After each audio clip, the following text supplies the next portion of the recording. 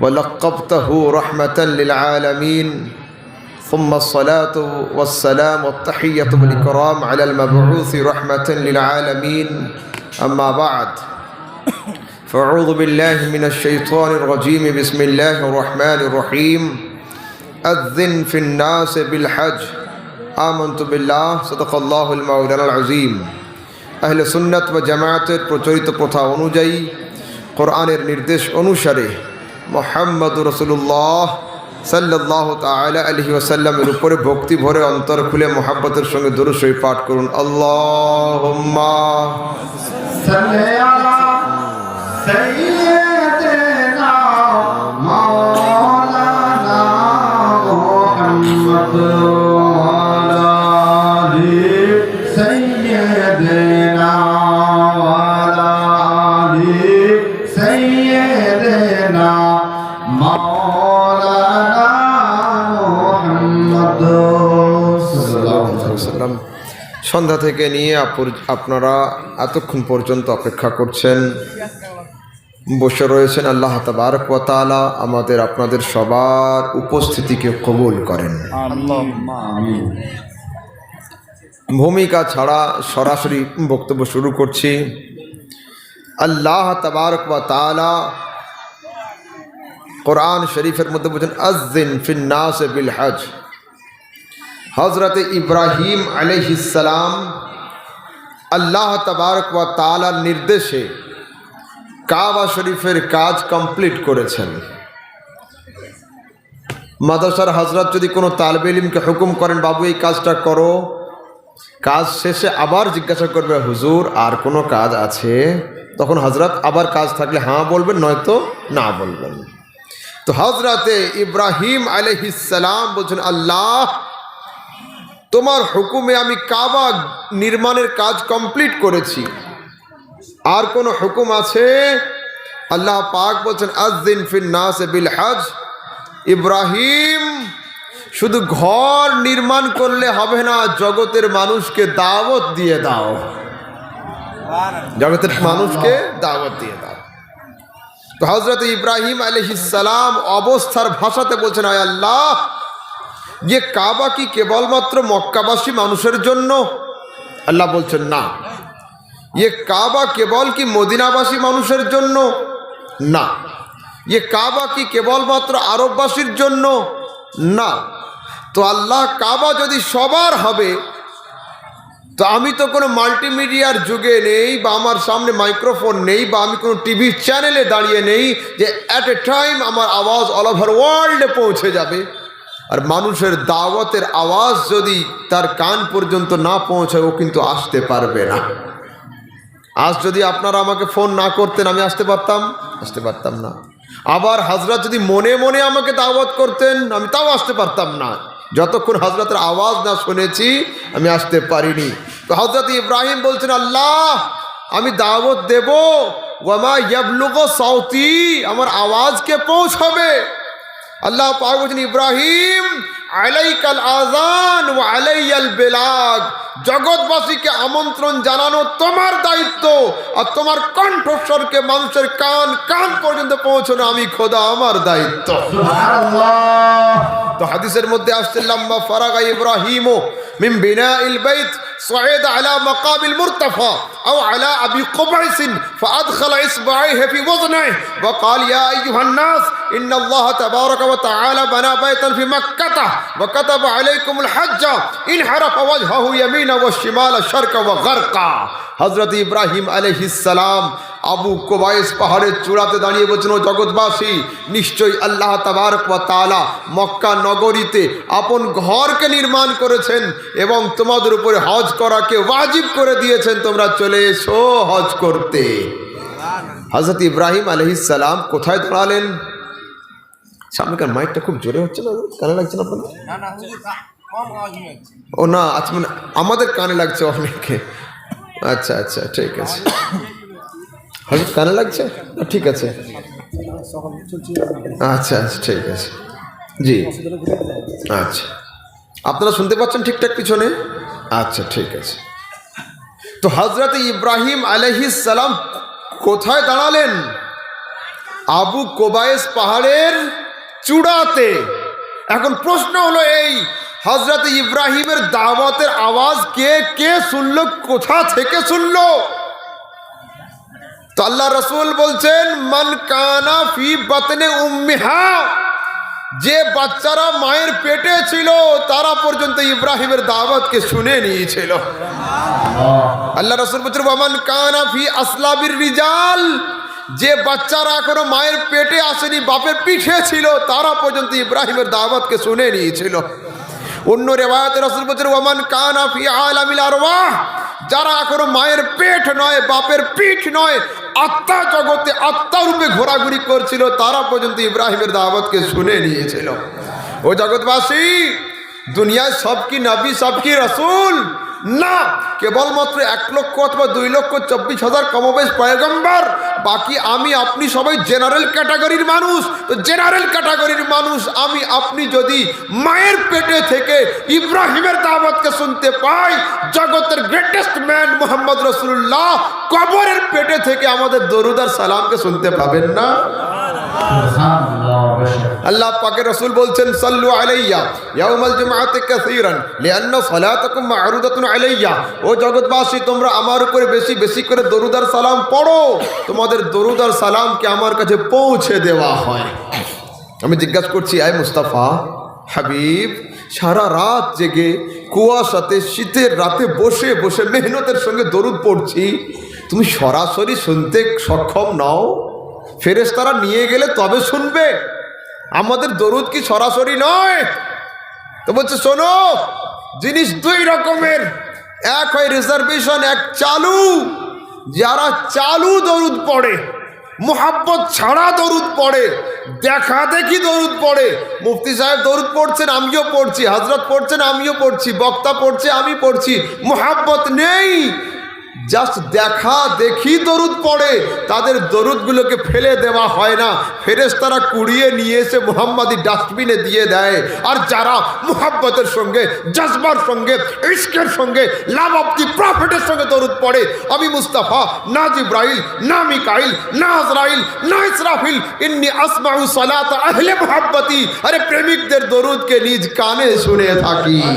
নারে তাকবীর,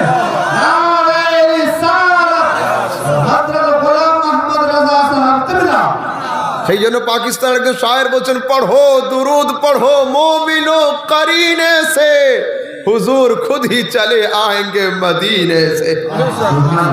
এইবার প্রশ্ন হলো এই, আমরা যখন মোবাইল ফোন নিয়ে, সেলফোন নিয়ে ফ্লাইটে সফর করি, প্লেনে স্ক্রিনের উপরে লেখা উঠে ফ্লাইট মোড ইজ অন, এখন ফ্লাইট মোড অটোমেটিক অন হয়ে যায়, নেটওয়ার্ক আর থাকে না। আমরা যখন পানির জাহাজে সফর করি, আমাদের ডিসপ্লেতে লেখা আউট অফ কাভারেজ, নেটওয়ার্ক সীমার বাইরে। তো আমি জিজ্ঞাসা করছি, মুহাম্মাদি টাওয়ারের পাওয়ার কতটা? মক্কায় গিয়ে পড়লে তবে শুনবে, মদিনায় গিয়ে পড়লে তবে শুনবে।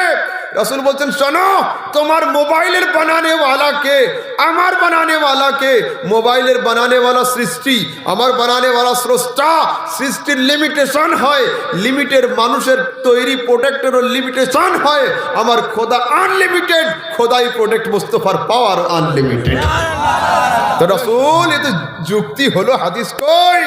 রাসূল বলছেন, আসমাউ সালাতাকুম আইনামা কুনতুম ওয়া হাইসুমা কুনতুম, তোমরা যেখানেই থাকো না কেন, মুহাম্মাদি টাওয়ার তোমাদের দরুদকে ক্যাপচার করে নিয়ে নেয়। হলো। এইবার আলা হযরত ইমাম আহমদ রাজা, 14 শতাব্দীর মুজাদ্দিদ, সুন্নিদের ইমাম, তিনি বলছেন, দূর ও নজদীক কে সুননে ওয়ালে वो कान काने लाली करामत पे लाखों सलाम।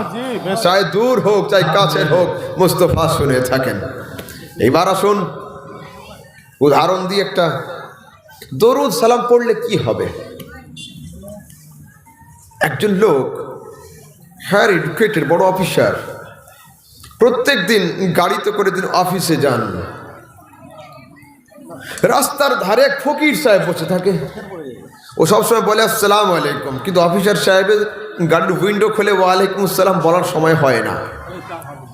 এ সালাম দেয়, বাহির থেকে কখনো হাত দেখিয়ে দেয়, কখনো হাত না দেখিয়ে চলে যায়। কিন্তু ইয়ে ফকির সব সালাম কন্টিনিউ রেখেছিল, বারবার সালাম দিচ্ছিল। 8-10 দিন পরে একদিন অফিসারের কাজ একটু হালকা ছিল, বাম দিকে তাকিয়েছে, দেখছে ফকির ওখানে নেই। অন্তরে কষ্ট হয়েছে, গাড়িকে থামিয়ে পাশের দোকানদারকে জিজ্ঞাসা করছে, বাবু এখানে একটা ফকির থাকতো, গেল কোথায়? দোকানদার বলছে, সাহেব ফকির অসুস্থ হয়ে পড়েছে, ওরা আসতে পারে না। তাই নাকি? আমাকে তো সালাম দিত প্রত্যেক দিন। আস্তে আস্তে ফকিরকে খোঁজার জন্য অফিসার সাহেব গাড়িকে থামিয়ে ফকিরের বাড়ি গিয়ে উপস্থিত হয়ে ফকির কেমন আছে খোঁজ নিয়েছে।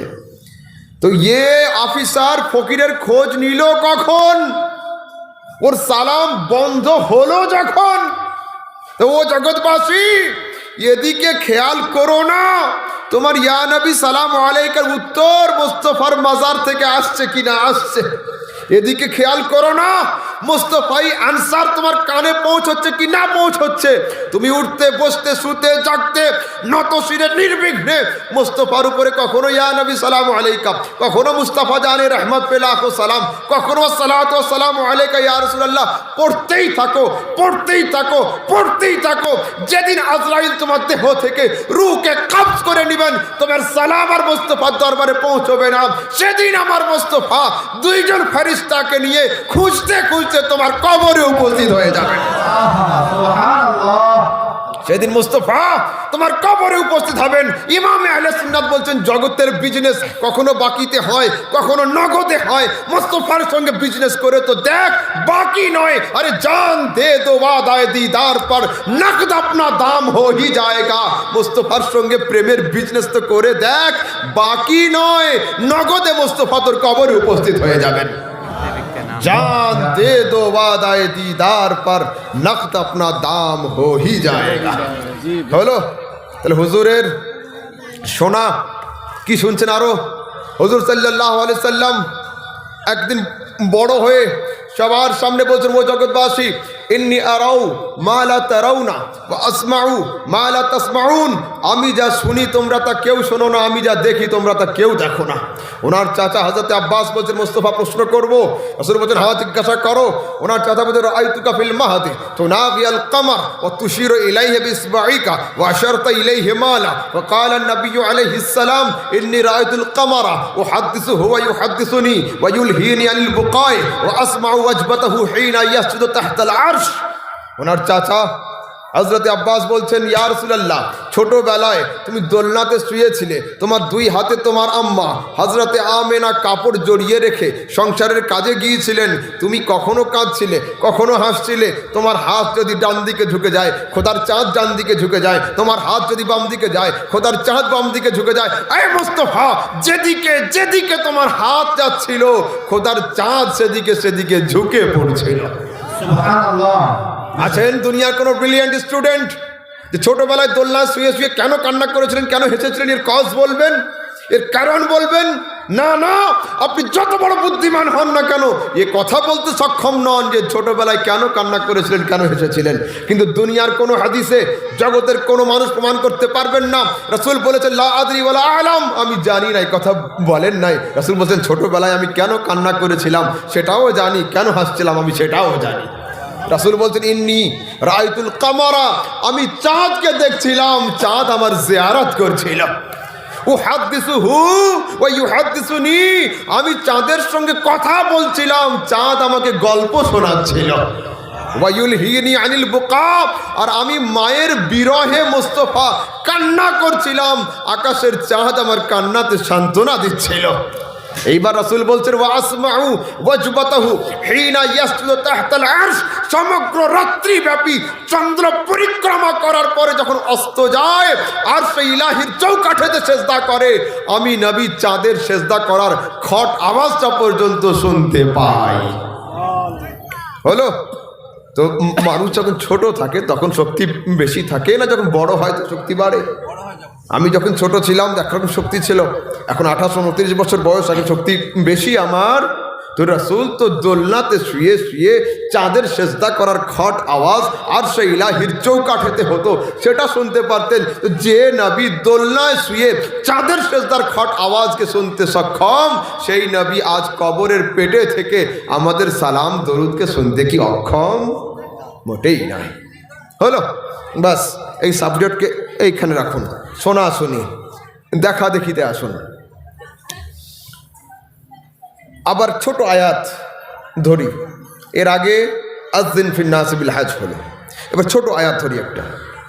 আপনারা আলাম তারা সূরা তো সবাই জানেন না, আলাম তারা কাইফা ফাআলা রাব্বুকা বিআসহাবিল ফিল। এর প্রথম আয়াত কি জানেন? আসতে পড়তে হবে। আলাম তারা, প্রিয় পয়গম্বর তুমি কি দেখোনি? কাইফা ফাআলা, কি অবস্থা করেছেন, রব্বুক তোমার আল্লাহ, বিআসহাবিল ফিল, হাতি বাহিনীদেরকে। আব্রাহা নামের এক বাদশাহ কাবা শরীফকে অ্যাট্যাক করার জন্য মক্কা নগরীতে উপস্থিত হয়েছিল হাতি বাহিনী নিয়ে। আপনাদের সবার জানা ঘটনার দিকে আমি যাব, এর থেকে আমি আমার নোক্তা বের করব। রাসূল সাল্লাল্লাহু আলাইহি সাল্লামকে আল্লাহ পাক কি বললেন? আলাম তারা, প্রিয় পয়গম্বর তুমি কি দেখোনি? আচ্ছা, এ ঘটনা হয়েছিল কবে? মুফাসসিরিনে কেরাম লিখছেন নবী সাল্লাল্লাহু আলাইহি সাল্লামের বেলাদাতের 40 দিন আগে হয়েছিল ঘটনা। কেউ বলছেন যে না 40 বছর আগে, কিন্তু দুনিয়ার সমস্ত মুফাসসিরিনে কেরাম একমত যে হুজুরের বেলাদাতের আগে ঘটনা ঘটেছিল। তো মায়ের পেটে থেকে জগতে গ্রামে কে কার সঙ্গে মারপিট করেছিল সেই জিনিস কি আপনি দেখতে সক্ষম? সক্ষম না। কিন্তু আল্লাহ পাক বলছেন আলাম তারা, তুমি কি দেখোনি? আয় আল্লাহ, ये মুস্তাফা তো মায়ের পেটে দেখলেন কি করে? তো গায়েবানা জবাব আসবে জগৎবাসী, আমি উম্মতির কথা বলছি না, আমি যে মুস্তাফার কথা বলছি। আর মায়ের পেটে থেকে দুনিয়া না দেখা উম্মতের কোয়ালিটি, আর মায়ের পেটে থেকে ও কাবা হামলাকে দর্শন করা মুস্তাফার কোয়ালিটি। এবার কি দেখলেন, কি দেখলেন? আসুন হাদিস আগে চলুন, হযরত মূসা আলাইহিস সালামের কাছে নিয়ে যাই। হযরত মূসা আলাইহিস সালাতু ওয়াত তাসলিম তুর পাহাড়ে যেতেন খোদার বাণী শুনতে। যদি এখন হযরত আছেন এদিকে, এদিকে আছেন হযরত,